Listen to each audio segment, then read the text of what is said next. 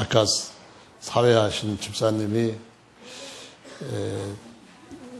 인공지능, 인공 로봇가 찬송도 대신할 때가 올 거라고 하셨는데 이미 인공지능이 작곡도 잘 해가지고 그림도 잘 그려가지고 그걸 팔고 사고 하는 시대가 돼버렸으니까 정말 사람으로서 하나님 앞에 예배를 받으시는 그것이 로봇을 만들자는 중요한 이유가 되는 것 같기도 합니다.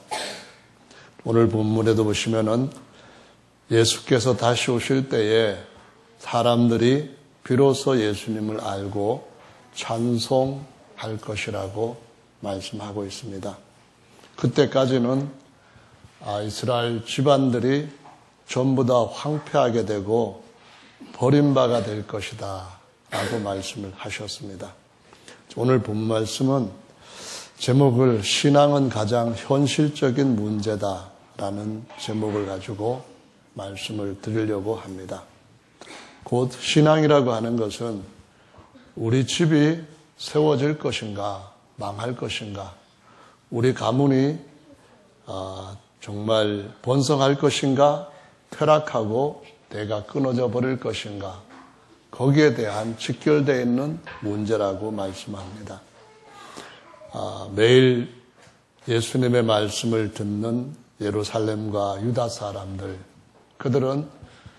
그들이 살고 있던 그 시대에 생활과 신앙이 동떨어져 있는 별개의 것들이 아니었습니다. 그것은 그들 삶의 그대로 한 요소를 차지하고 있는, 또 어떤 때는 더 중요한 자리를 잡고 있는 아주 중요한 인생 자체였습니다. 오늘 본문에서 보시면 예수님이 하루 이틀, 오늘과 내일 이런 표현을 썼는데 이것은 예수님이 돌아가시기 2, 3일 전에 하신 말씀이 아니라 주님께서 하루를 천년같이 보시면서 앞으로 1000년이 지나고 또 1000년이 지나는 동안에 어떤 일들이 계속 현실적인 문제로 모든 사람들한테 연관을 맺게 될 것이라고 가르쳐 주신 말씀입니다. 비유이죠. 헤롯이라고 하는 당시의 통치자를 여우라고 비유했던 것처럼 주님이 하루 이틀도 비유로 말씀하신 것이고, 또 병을 낫게 하다가 귀신을 쫓아내는 것은 현실적인 문제지만은 병을 낫게 하는 이 문제는 역시 또 현실적인 문제이기도 하지만은 또 비유적으로 우리의 또 다른 현실, 곧 영적인 현실을 말씀을 하고 있는 것입니다. 복음이 전파될 때에 가난한 자들에게 복음이 전파된다라고 말씀하셨습니다. 주님이 병든 자들을 고치시고 가난한 자들을 부욕해 하신다라고 말씀을 하셨습니다. 지난 2000년 동안에 세상에 가난한 사람들은 계속 있어 왔습니다. 그렇지만은 그들은 역시 복음을 갖고 있었고 복음 안에서 무언가 가난하지 않는 것도 함께 가졌습니다. 그것은 곧 영적인 부여였습니다. 따라서 영적인 가난함과 영적인 부여가 우리의 삶 속에 현실적으로 있거나 없거나 결과를 다르게 가져온다는 것이죠. 따라서 병든 자를 고친다고 하는 말씀에서도 비유적인 것이 있습니다. 가난한 자가 지금도 육적인 가난함은 계속 이어지는 것처럼 육체적인 병든 사람들도 예수를 믿는다 할지라도 다 건강하게 되지 않습니다만은, 그러나 영적인 병에 있어서만큼은 누구나 예외 없이 건강할 수 있게 되는데, 누구나 예외 없이 영적으로 부유한 자가 될 수 있는 것과 마찬가지입니다. 계시록의 2장의 말씀에 보면은 서머나 교회에 대한 말씀이 나오는데, 그 당시의 사람들은 핍박을 받고 어느 때든지 죽임을 당할 수 있는 아주 처절한 그런 신앙생활을 했습니다. 그런데 주님 말씀하실 때에 너희들에게 실상은 부유한 자라는 표현을 썼습니다. 아무것도 없는, 목숨까지도 내 것이 아니라고 여겨질 만한 상황 속에서도 실제적으로는 부유한 자다. 그런 말씀을 썼던 거죠. 그래서 우리가 영적인 어떤 질병이나 육적인 질병 이런 것들을 가지고 신앙이 우리와 얼마나 실제적인 또 현실적인 문제인가 하는 것을 좀 더 실감 있게 느껴보는 시간이 되었으면 좋겠습니다. 요즘 여러분들 뉴스 많이 들으시는 내용들 중에 가습기 살균제 때문에 오는 폐해에 대해서 아마 많이 들으실 겁니다. 이 가습기 살균제는 사람들이 가장 많이 썼던 때 또는 2011년 이 시기부터 써서 그것을 완전히 중단시킬 때까지 약 800만 명 이상이 그것을 썼다 할 정도로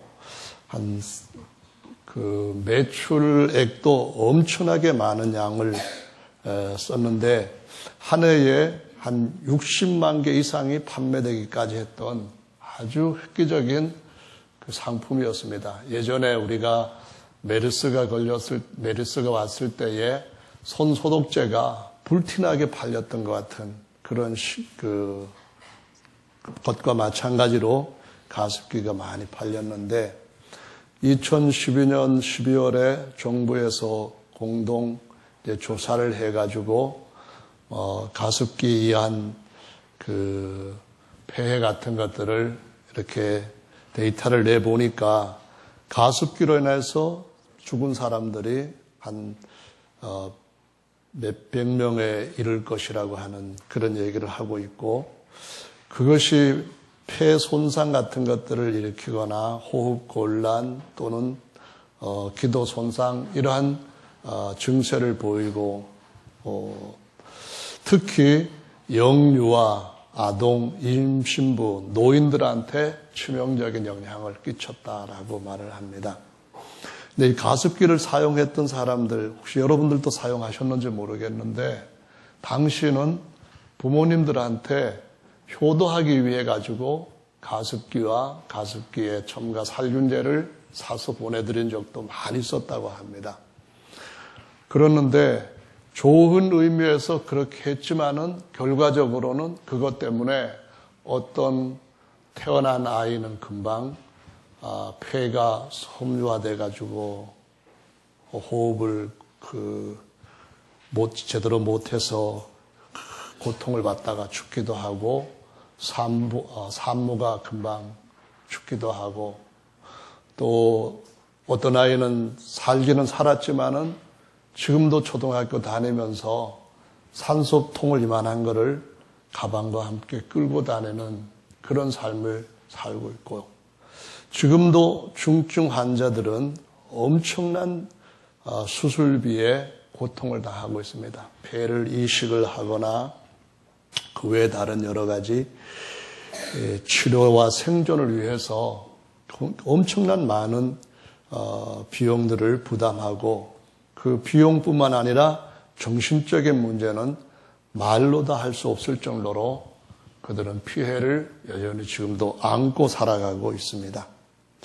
근데 이런 가습기 살균제를 팔게 된 기업들은 사실은 그것이 사람들한테 유해하다고 하는 것을 일정 부분 알았음에도 불구하고 그때적 상황에서 돈을 벌기 위한 목적에서 그냥 검사하지도 않은 상태로 어쩌면은 유해하다고 하는 그러한 보고서 같은 것들은 은폐하면서 이것을 시장에 내놓고 99.9% 세균들을 방 안에 있는 것들을 없애준다 하면서 아이들에게도 안전하다고 하는 문구까지 넣어서 팔기도 했고요.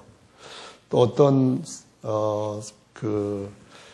살균제는 인터넷에서 이제 뒤져가지고 그냥 질병 전문에 대해서 전혀 지식도 없는 사람이 집에서 간의 수업처럼 만들어가지고 판 것만 해도 엄청난 양이었다고 얘기를 하고 있습니다. 이런 것들이 정부의 조직적인 감시와 또는 거기에 대한 규제 또 어떤 국민들이 사용할 때 안전하게 쓸 수 있도록 홍보를 하는 이런 일들을 하지 않은 것은 물론이고, 거기에 대해서 지금까지 계속 조사도 지연시키고 있다가 근래 와서 그런 일을 한다는 것 자체가 피해를 더 많이 키우게 된 정부가 해야 할 역할을 제대로 하지 못한 참 아쉬운 점이라고 하는데요. 이 현재 정부에서 접수한 사망자의 수는 한 240여 명 정도가 되는 것으로 되는데요. 5번 정도 정부에서 이것을 막을 수 있는 기회가 있었는데도 불구하고 보건복지부 질병관리본부에서 이런 걸 하지 않았다는 겁니다. 이것은 피부에 사용하는 머리 감는 그것이라든가 그 외에도 몇 가지 것에 사용하는 재료지만은 호흡기를 통해서 들어갈 때는 폐에 특히 굉장한 손상을 준다고 하는 것을 검증도 하지 않은 채, 시험도 해보지도 않은 채 시중에서 몇 년 동안 어마어마한 양이 팔리게 그냥 방치했다고 하는 것인데요. 참 문제가 아닐 수가 없습니다. 그 44대 보건복지부 장관을 지녔던 유시민 씨도 막내 아이 때에 2001년도에 가습기를 사용했는데 그것을 해서 아이가 소아천식 증상을 보이고 있다, 그런 얘기를 하면서 보건복지부 장관이었던 사람도 피해를 받을 정도로 국가의 안전 시스템 이런 것들이나 아니면은 어떤 질병에 대한 지식 같은 것들이 없었던 그런 점을 볼 때에, 만약에 그 전에 이런 문제들을 알고 대처를 제대로 했더라고 한다면은 지금 고통받고 있는 수많은 사람들이 정상적으로 평안한 삶을 살 수 있었을 터인데 하는 아쉬움은 옆에서 보는 사람보다는 당하고 있는 사람들이 훨씬 더 심각한 문제라고 생각이 됩니다. 어쨌든 간에 주님은 우리에게 육체적인 병만 있는 것이 아니고 그 육체적인 병이 우리의 영혼에 어떤 영향을 끼치는 것이 사실인 것처럼 우리 속에 영이 있고 그 영이 육체와 영원한 미래에 현실적으로 더 중요한 영향을 끼치고 있다고 하는 사실을 말씀하시고 있는 것입니다. 그러니까 주님께서 말씀하실 때에 우리 육체는 아무리 건강하다 할지라도 몇십 년이 현실입니다. 그러나 그 이후에 우리 영혼이 건강하지 않은 상태에서 생을 마치고 난 뒤에는 우리에게 어떤 미래가 영원히 주어지게 될 것인가, 이것이 정말 중요한 문제라는 사실이죠. 이건 현실적인 문제이기 때문에 저와 여러분들이 이 세상 살아가는 동안에 주님 앞에서 어떤 보이는 것들만을 쫓아서 사는 것이 아니라 보이지 않는 내 속에 있는 것, 현재 보이지 않지만 언젠가는 나타나게 될 미래의 현실에 대해서도 올바른 정보를 가지고 거기에 맞는 삶을 살아야 된다고 하는 것이죠. 그래서 우리 육체의 문제가 남의 문제가 아닌 것처럼 우리 영의 문제도 남의 문제가 아니라는 사실을 알아야 되죠. 예수님께서 우리와 똑같은 그런 일반인의 삶, 사람의 아들로의 삶을 30년 정도 사시고 난 뒤에 그분이 질고도 경험하고 가난, 온갖 고생, 그 고난도 다 경험하고 난 뒤에 공생애를 시작하시죠.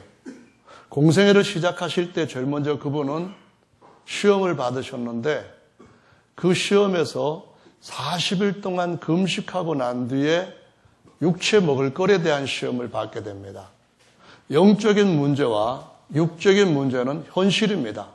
배고픔이 현실인 것처럼 영적으로도 배고픔이 현실이고 육적으로 죽음이 오는 것도 현실인 것처럼 영적으로 죽음도 있고 살아나는 것도 있는 현실이라는 겁니다. 그래서 주님은 사람이 떡으로만 사는 것이 아니라 그 하나님의 입에서 나오는 모든 말씀으로 산다라고 말씀을 하셨는데, 더 중요한 것은 우리가 잠시 머무르는 육체 장막이 아니라 장막 집안에 거하다가 더 좋은 하나님의 장막으로 이주해 가야 할 우리 영혼이라는 사실입니다. 이건 현실 문제입니다. 저기 운하생명과학 한의원이라고 하는 그 한의사, 그 한의원 원장이 황효정이라고 하는 분인데, 기쁜 소식 강남교회 장로라고 합니다. 그분이 이제 5월달 가정의 달 뭐 이런 시절을 맞이해서 부모님한테 자기가 잘했다고 하는 것과 그중에 그것이 부모님이 돌아가시기 전에 이 세상에서 죄를 다 해결하시고 하늘나라에 가게 된 것, 그것만 생각하면은 자기는 날아갈 것이 기쁘다 하는 그런 얘기를 하는데요. 아버지가 돌아가시고 난 뒤에 곧바로 하늘을 쳐다보면서 하늘에 계시는 자기 아버지와 같이 대화를 했다고 하는데, 그 대화 내용이 참 마음을 찡하게 울립니다. 그 내용은 이런 것입니다. 기쁜 소식 선교회는 주로 박옥수 목사 같은 분들이 이제 활동하는데, 예전에는 성경 세미나 같은 것들을 사람들이 모일 수 있는 큰 장소에서 계속 해왔던 그런 단체입니다. 그 단체의 중요한 교리는 죄사함과 거듭남이라고 하는 건데, 죄사함이라고 하는 것은 어떤 말씀들을 들었을 때에 확실하게 믿어지면 그때 자신의 죄가 예수님한테 다 옮겨졌고, 그때 비로소 자신은 의인이 되고 거룩한 자가 되고 하나님 앞에 거듭난 자가 되었다, 그렇게 가르치는 것인데요. 이 황효정 장로라고 하는 분은 여기 영남지방 경주의 성가 아버지가 목사로 장로교 목사로 심우하는 분이었고, 목사의 아들로 태어날 때부터 모태신앙을 갖고 태어난 그런 분이었다고 합니다. 나름대로 정말 열심히 말씀대로 살려고 애를 쓰고 했는데, 또 전도도 열심히 하고 했는데, 어느 날 길에서 만난 기쁜 소식 선교회 사람이 당신 죄사함 받았습니까? 대뜸 그렇게 묻는 걸 보고, 나 예수님 믿으니까 안 믿는 사람한테 전도하세요 그랬더니, 또 당신 거듭났습니까? 당신 정말로 죄사함 받았습니까? 그래서 많이 싸웠다고 합니다. 막 다투고 하는데, 결국은 그 사람이 준 조그만 책자를 하나를 받아가지고 집에 돌아와서 말로 같이 대화할 때는 막 화를 내고 싸웠지만은 안 믿는 사람한테나 가서 전하지 왜 잘 믿고 전도하는 사람한테 전하느냐, 그런 마음으로 화를 내고 왔지만 집에 와서 가만히 생각해 보면은 그때까지 자기가 정말 죄사함을 받았는지 확실하게 믿음을 갖고 있지 못했다는 거예요. 그래서 내가 지금 죽으면은 천국 갈 것인가? 아니면 지옥 갈 것인가? 여기에 대해서 갈등이 안에 늘 있어 왔다는 거예요. 그래서 그 책을 읽어보고 난 뒤에 뭔가 내가 찾는 갈등의 어떤 출구, 해답이 있겠구나 해가지고 박옥수 목사의 그 성경 세미나에 참석을 하고, 말씀을 듣는 중에 자기 죄가 예수님한테 다 옮겨지는 것을 확신하게 되고, 그때 거듭남을 체험하게 되어서 근데 나는 의인이 되었다, 나는 기쁘다 해가지고 자기 아버지한테로 달려갔답니다. 아버지, 저 거듭났어요. 저 이제 정말로 죄사함 받았어요. 아버지도 저한테 지금까지 알려주지 못했던 이 놀라운 소식을 제가 받았어요. 했더니만 아버지 어머니가 정말 기뻐해 줄 줄 알았는데 이단에 빠져가지고 그럼 너는 이제 죄 안 지어, 너는 땅에다 발을 안 붙이고 살아, 네가 어떻게 의인이 돼, 사람이 죄인이지 하면서 막 얼마나 야단을 막 치고 호통을 치고 하는지 여러 번 계속해서 그런 얘기가 나올 때마다 아버지와의 그 분란만 심화되고 해가지고 결국 집에서 나와서 13년 동안 자기 아버지를 보지를 않았다고 합니다.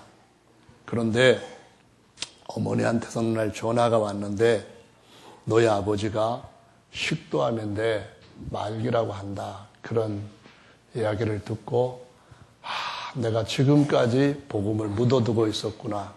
이제 기회는 단 한 번밖에 없을지도 모르는데 하나님 오직 한 번만이라도 아버지에게 복음을 전할 수 있는 기회를 주십시오. 간절히 기도하고 병원을 찾아갔답니다. 식도암은 입에서는 이렇게 음식을 씹을 수 있는데 넘기지는 못하니까 계속해서 바싹 마른 몸인데 정신은 말짱하다는 거예요. 가습기와 거기에서 나오는 이제 사람에게 끼치는 호흡 장애 같은 것이라든가 또 하나님이 우리에게 생명을 주시되 육적 생명은 병이 들든 나이가 많이 들든 코에 호흡이 끊어지면은 이제 인생을 마치는 겁니다. 그런데 우리 속 사람의 생명이 진짜 생명인데 하나님이 코에다가 생기를 불어넣으시되 영을 불어넣으심으로 다시 살게 하셨다고 말씀을 하시고 있고요.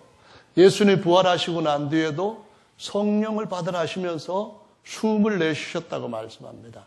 그래서 그때에 예수님의 명령을 따라 제자들이 오순절날 생명의 영을 다시 받음으로 살게 되는데 어떻게 보면은 이 가습기의 문제가 사람의 육적인 호흡을 멈추게 하는 것이라든가 하나님이 성령으로 우리 속에 영원한 생명을 불어넣으시는 것인가 유사한 점을 갖고 있습니다. 보이는 것을 통해서 보이지 않는 진짜를 알려주시는 하나님의 그런 부분이 있는데요.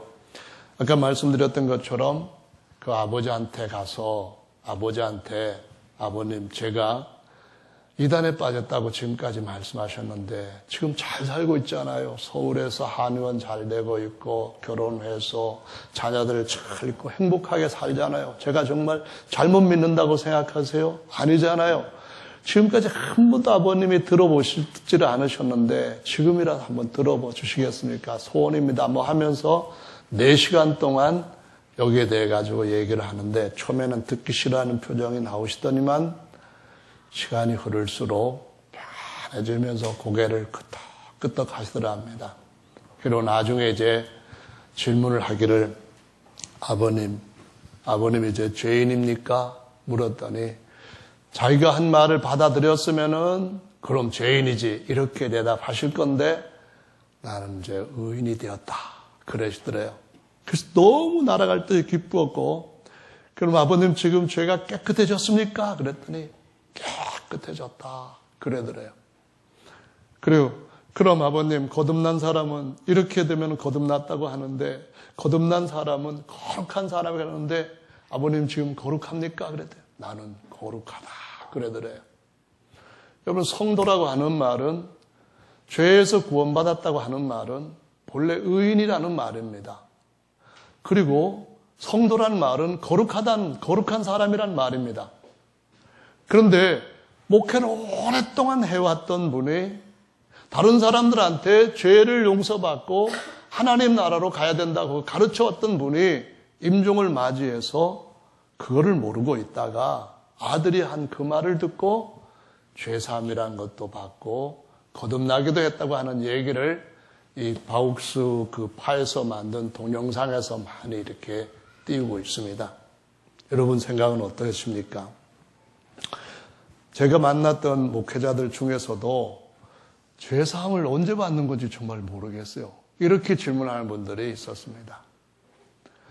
목사님 나 정말 죄사함 받았습니까? 아니면 아직 못 받았습니까? 성경에 죄사함 받을 때가 언제라고 말씀하고 있습니까? 이런 질문을 하는 사람들이 있더란 말입니다.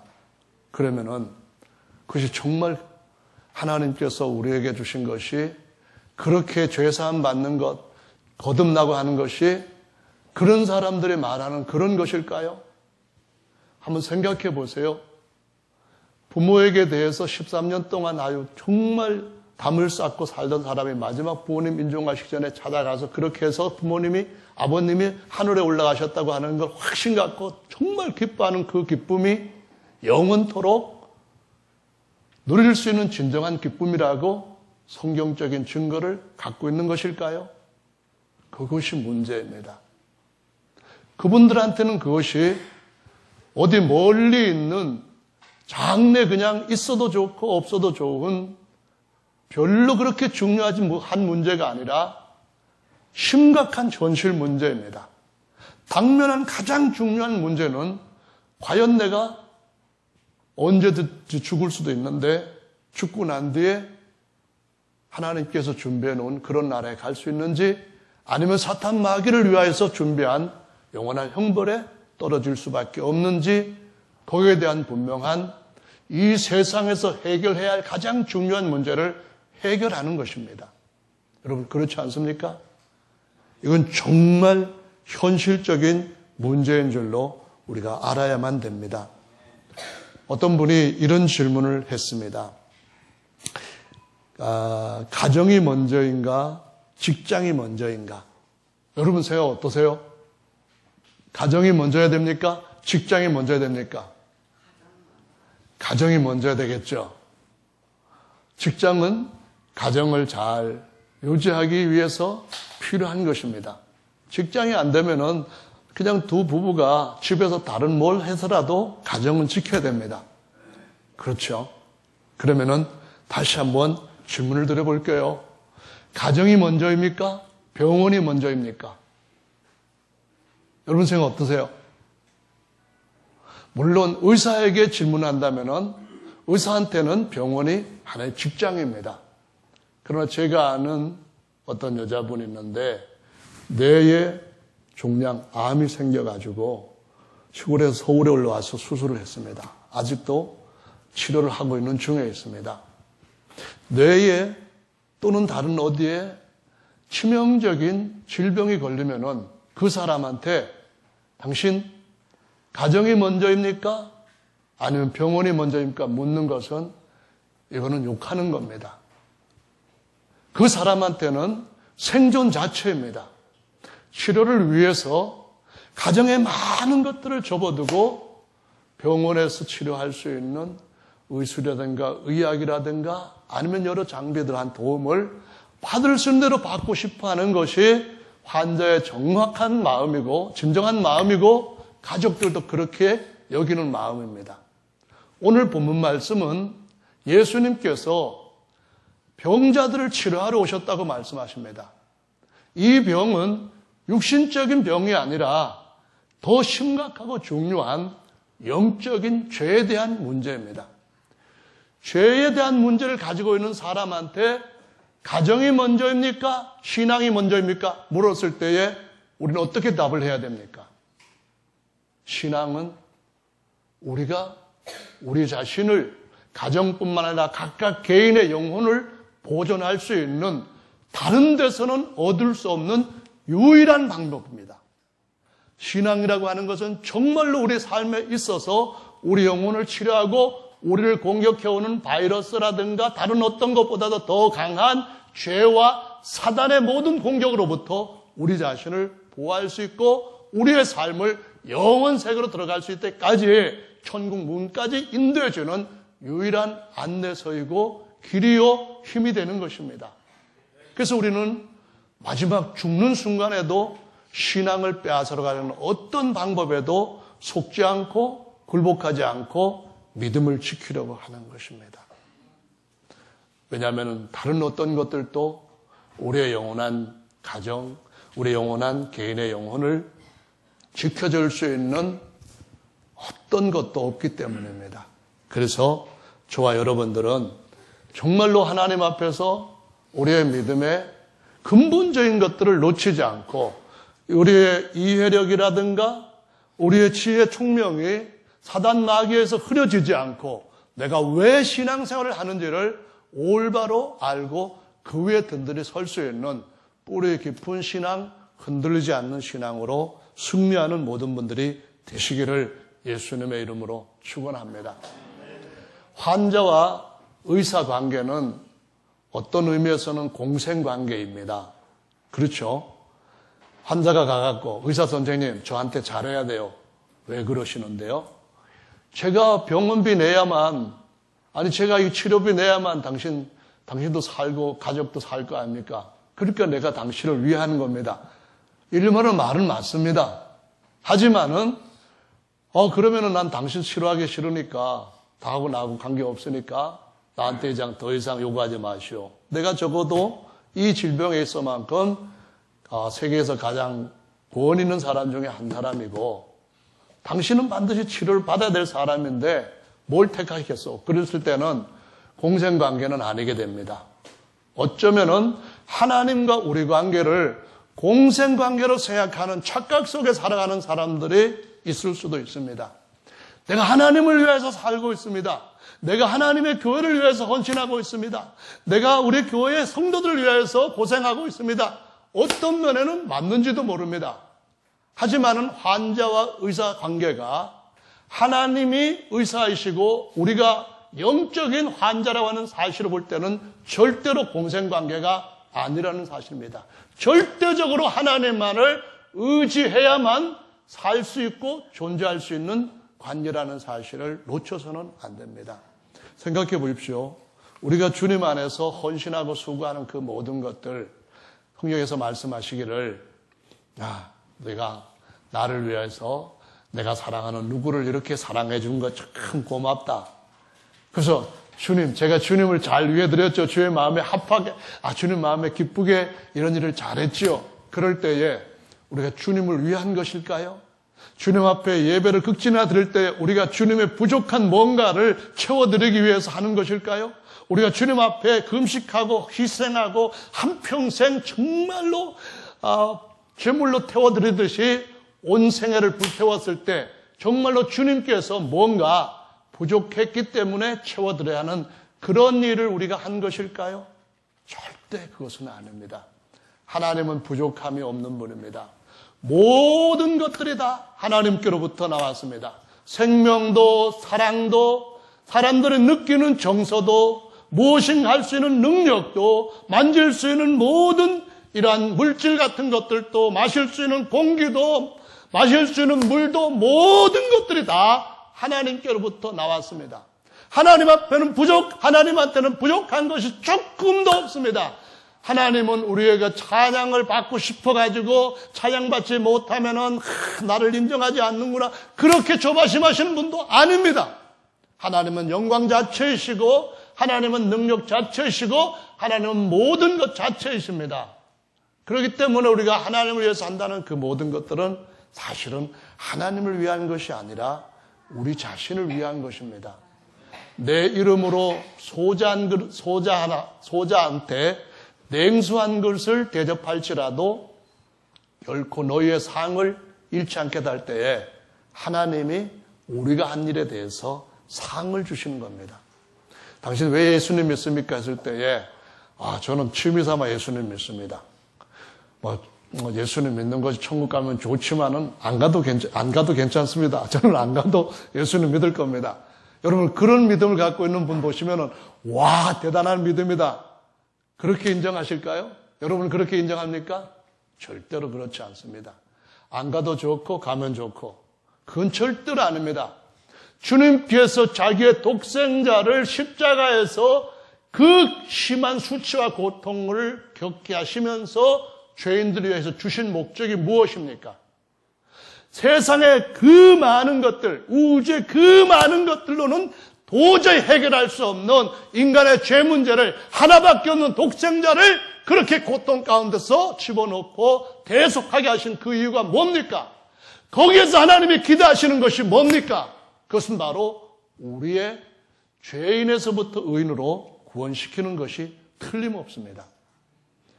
하나님께서 우리에게 구원시키기 위해서 그와 같은 일을 하셨는데 나는 구원 안 받아도 괜찮아요. 그래도 예수님 믿겠습니다. 그러는 사람은 믿음이 아닙니다. 신앙은 취미가 아니요. 신앙은 선택이 아닙니다. 이거는 우리의 삶 자체이고 현재 삶을 영원히 보존시킬 수 있는 유일한 방책입니다. 신앙이라고 하는 것은 사실은 다 자신을 위한 것이지 하나님을 위한 것은 하나도 없습니다. 뭘 하면은 다 하나님이 상 주시는 거기 때문에 하는 거고요.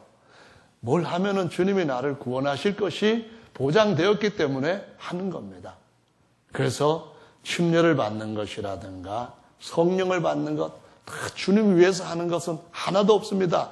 봉사하는 것이라든가 헌신하는 것이라든가 주님 위해서 하는 것이 맞는 말씀이기는 하지만은 궁극적인 목적으로 볼 때는 다 상 주시는 이심을 바라보라고 상으로 보상하겠다고 돌려서 갚아주겠다고 하시기 때문에 다 자신을 위한 것임을 우리는 알아야 됩니다.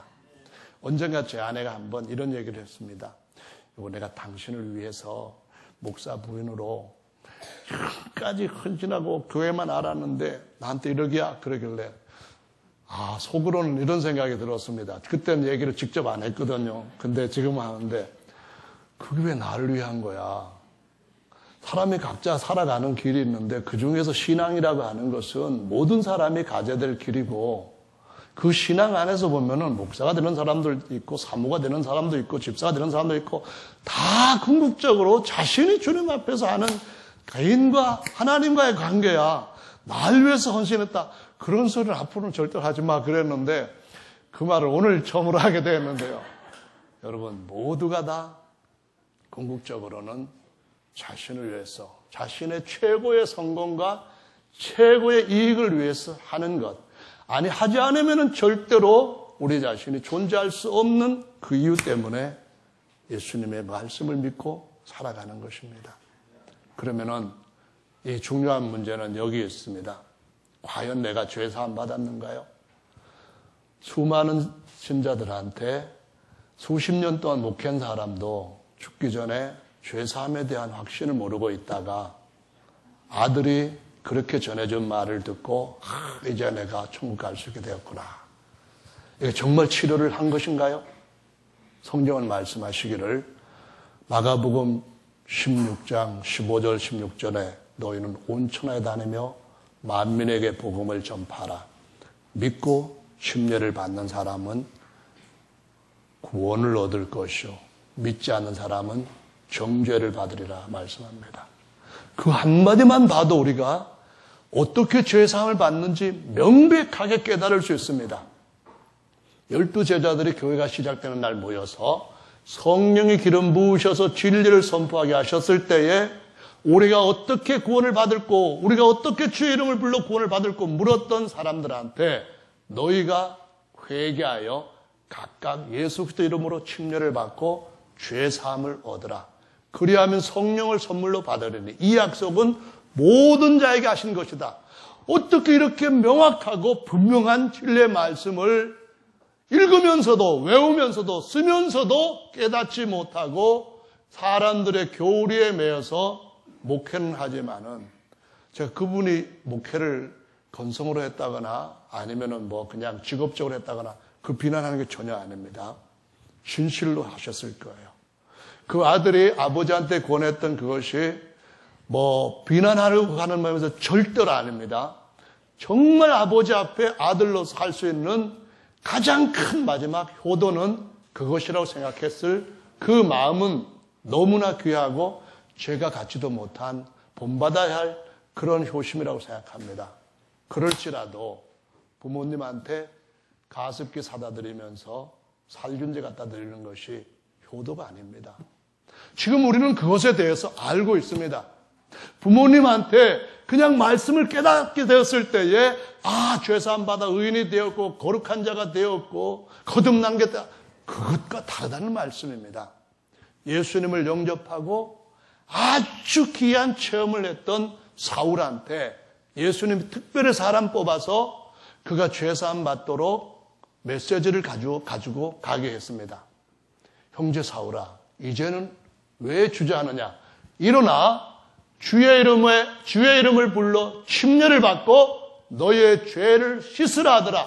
이 말씀이 너무나 명백하게 있고 그걸 바울이 계속 전도했는데 사람들이 어찌하여 죄사함에 대한 그 병에 대한 치료를 알질 못합니까? 문제는 여전히 사단은 계속 여인의 후손과 사단의 후손이 싸울 것이라 했는데 거짓말을 따르는 자와 진리를 따르는 자로 계속 구별을 시키면서 거짓말을 믿게 하고 거짓의 압인 마귀에게 계속 속하게 하고 거기서 빠져나가지 못하도록 영적 싸움에서 끊임없는 끌고 매고 다시 붙들어 매고 다시 가두고 하는 그런 일들을 하고 있다는 사실을 보여주고 있는 것입니다. 진리를 알아야 진리가 참으로 자유를 주는 줄로 믿으시기 바랍니다. 진리의 말씀에 약을 먹어야 영혼이 치료된다는 사실을 믿어야 됩니다. 죄에 대한 문제를 치료한 것과 말씀을 듣고 느꼈을 때 탁 깨달아졌다. 그것이 거듭남은 절대로 아니라는 사실을 보여주고 있습니다. 제가 박옥수 목사가 쓴 책에 조그만 소책자를 아까 그 황 장로처럼 받은 것 중에 기억하는 것이 하나 있습니다. 그게 뭐냐 하면은, 사람이 말씀을 다 순종할 수 없어서, 율법을 다 순종할 수 없어서, 그래서 사람들이 구원을 못 받았다. 그런 말을 하면서 예수님을 주신 것은 예수님을 그냥 단 믿기만 하면은 구원을 받을 수 있도록 하기 위하여서 주셨다고 얘기하며 이렇게 예화를 들었습니다. 부산에서 일본 스시마까지 가려고 할 때 가는 방법이 비행기를 타지 않고 물 위로도 갈 수 있답니다. 걸어서 배 안 타고요. 그래서 어떻게 갈 수 있는가 하면은 먼저 발을 왼쪽이든 오른쪽이든 내딛는 겁니다. 여기는 뭐 왼쪽을 먼저 내딛어야 된다, 오른쪽을 내딛어야 된다. 그건 없는 것 같았어요. 만약 이것도 법칙이 있다고 한다면 굉장히 심각한 거죠. 왼쪽을 딛다가 다시 시작을 하죠. 오른쪽 내딛거나 뭐 해야 되는데 어쨌든 두 발 중에 하나를 딱 내딛고 다음이 이제 과제입니다. 이 발이 빠지기 전에 이 발을 탁 내딛는 겁니다. 두 번째 과제는 이 발이 빠지기 전에 이 발을 내딛는 겁니다. 왼발 빠지기 전에 오른발 빠지기 전에 막 계속 이렇게 하면은 그러면은 일본까지 갈 수 있다고 하면서 우리가 율법을 통해서도 구원을 얻을 수 있지만 율법은 마치 발이 빠지기 전에 이렇게 발을 내딛는 그런 일을 할 수 없는 것처럼 지킬 수 없어서 그냥 믿기만 하면은 확실하게 믿기만 하면은 마음에 확신하게 믿기만 하면은 죄사함 받고 구원받은 것이다. 그렇게 한 소책자를 보고 정말 어이가 없었습니다. 구약의 말씀에 보면은 다 순종할 수 있느니라 순종하지 않으면은 2600 이상, 2400 이상 하나님이 저주를 내린다고까지 레위기 26장에 말씀하고 있습니다. 제가 그 두 번째 책을 그 의완심 책을 그 기쁜 소식 선교회 자매한테 누구를 통해서 줬습니다. 그걸 읽고서는 막 화를 냈습니다. 어떻게 사람이 순종할 수 있느냐고, 순종할 수 없는 걸 갖고 순종하려고 한다고. 분명한 것은 주님이 말씀하시기를 너희가 순종할 수 있느니라 분명하게 구약에서도 말씀하시는데 율법은 짐승의 피로는 죄사함을 줄 수 없고 덮어두셨다가 예수님 오셔서 그 피로 완전히 죄사함을 주신다는 그 말씀으로 준 약속이라는 것을 모르고 있습니다. 그러면서 그 사람들은 이런 다른 복음을 사람들한테 제시를 하고 다른 복음이 주가 된 그 마지막 목사 환자한테는 영혼에 관한 문제로 제대로 치료를 했느냐 안 했느냐는 아주 중요한 미래를 결정시켜주는 그런 시점이 되었습니다.